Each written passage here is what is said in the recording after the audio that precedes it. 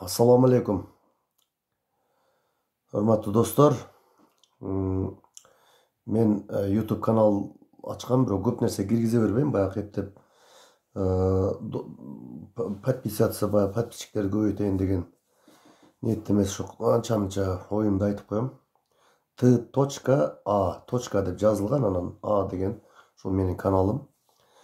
Кошулуп койсоңуздар болот. Саясатчы болуп калдык. Кыргызстандын бардыгы, элибиз баарыбыз.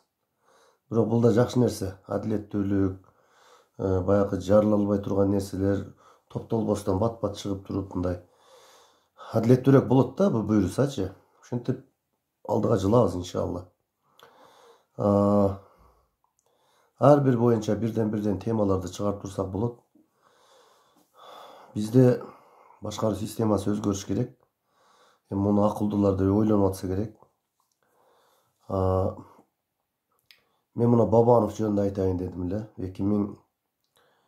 2015-жылы Жогорку Кеңеште депутаттык шайлоодо Ташиев Бабанов менен чогуу жүрүп калдым. Андан кийин 2017-жылы сунуш түштү, иштеп бер деп. Помощниктери чалды, кийин өзү чалды. Ошентип иштеп бердим. Булар элди мындай келесо ойлойт да. Өздөрүн акылдуу сезип. Булар элге аралашпайт. Элдин чыныгы көйгөйүн билсе дагы билмексенге салат. Билгиси дагы келбейт да. Мен буларды көрдүм да. Өтө куулма болот экен саясатчыларчы. Ага караганда менде принцип бар. Мен ошондо ошо бийлик тараптан эмес, ошо жанындагы эле жакын саналаштарынан акча сунуштаган кетип кал депчи. Ошондо дагы мен саясатчы болбосом дагы саткындык кыла албайм деп кетпей, аягына чейин 1 ай шайлоодо иштеп бергем. Менде принцип жакшыраак, аны билгендер көбү билет.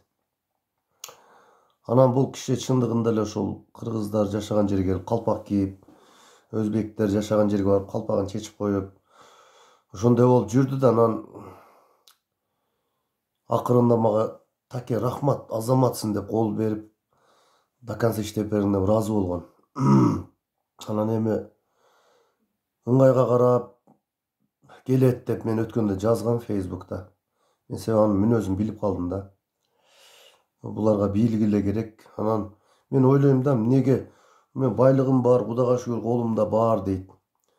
Эмнеге болбосун, Мага берип турсунчу бир 20 000, 30 000 доллар жөн эле. Колунда иштегендер канчасы нааразы болуп жүрөт, акыралары нааразы болуп жүрөт. Анын бетине айта албайт экен, мага айтып жүрүшкөн ошол убактачы. Нааразы болушуп. Ошолорду жардам берсин. Ошол көп жерде элден өтө алыс экен. Намаз окуп калганда баягы тилинен жаңылып анан качып кеткенден кийин намаз окуп деп Москвага барып кичине Алланы таанып намаз окуп калды окшойт. Багымдатты окушу мүмкүн, мейли Алла кабыл кылсын. Мен билгенден көп эле ошол 2012-13-төн баштап окуй баштады.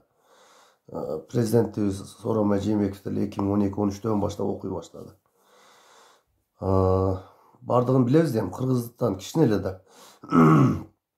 Ошол Алла кабыл кылсын. Бирок ушул сөзсүз бийликке баруу эмес.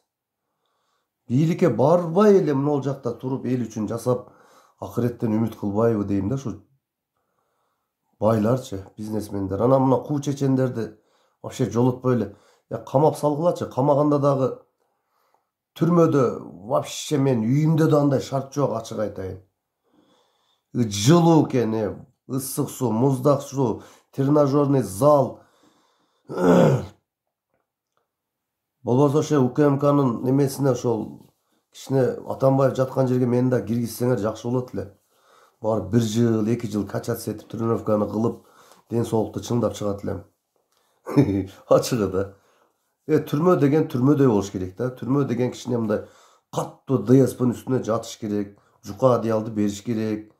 Ошондо кичине кыйналган элди эстейт, мунжунун, мүмкүнчүлүк чектелгендин, кары картаңдын, майыптын акчасын, миллиондогон ошолордун акчасын жеп коюп атышат го. Ошолордун кадырын, ошолордукун билсин. Мына Атамбаев адам болуптур. Деп күлөт кечечи. Өздөрү ок атып алып, анан мына Садыр Жапаровдун адамдарына же Сооронбай Жээнбековдун бийлигине кош бийлик болуп калды кече, Кудай сактап. Ошолорго шылтайбыз деди, окшошпой калды. Бронжилет кийип барышты. Булардын колунан жакшылык келбейт. Мен атын атайм, беки жүздүлөр билип деле калдык.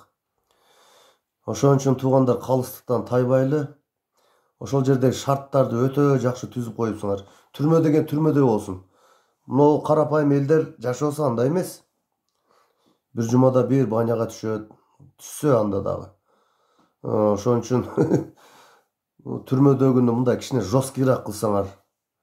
Түрмө эмес эле курорт да, Атамбаев курортто жатат азырчы. Аты эле түрмө болбосо, чучук, казык, арта, тамак аштын түрү, кааласа пицца заказ берет. Каалагандай ичип жейт. Булар жаныбар сыяктуу болуп калган, алысты көрө билбейт. Эми кече чыккандан кийин, мисалы олтуруш керек да. Кой мен барбай эле коеюн эми. Ызы-чуу аралаштырбагыла, мына балдарым чыгарып алды эл деп койсо болот да мисалы. Деп барбай койбойбу? Берги Алаңкөз Бабанов болду эмичи. Болбосо мага звонить этип койчу, Өмүрбек Токтогулович. Мен оңой эле мен табыл Facebookка жазсаңар эле болот. Элден алыс экениңер, элди ойлобогонуңарды биз даана билдик. Вечный силер менен күрөшөм мен. Бабанов 200-дүүлүк кылба. 200-дүүсүңөр силерчи. Келбегиле бийликке. Силерге зар эмес элдерчи. Ана мына жаштар, өсө турган жаштар мындай экономикалык жакты ойлонгула, саясатты койгула эми. Саясат токтотуп, ушул элибиз бир иш менен камсыз болуп, дыйканчылыктарды күчөтүп, мал чарбачылыкты күчөтөлү. Мына азыр мал, бука вообще кымбат болуп атат. 100 000 сомдон жогору азыр. Ошон үчүн ушул мал чарбачылыкты күчөтөлү. Биз өтө ток элбиз. Курсагыбыз ток. Буюрса иншалла Кыргызстан элибиз ыймандуулукта жашасын. Убактынча туугандар бул дүйнө, баардыгыбыз бул дүйнөдөн өтөбүз. Бирок антип жашап өтөбүз. Кеп ошондо. Эми жүрөктө сөздөр көп, кайнаган сөздөр анча-мынча ушуну эстегенде айтып коюп турам. Сиздер да комментарий калтырып, ушул менин каналыма катталып коюңуздар. Инстаграмда баракчама катталыңыздар. Аманчылыкта жолугайлы туугандар. Бар болуңуздар.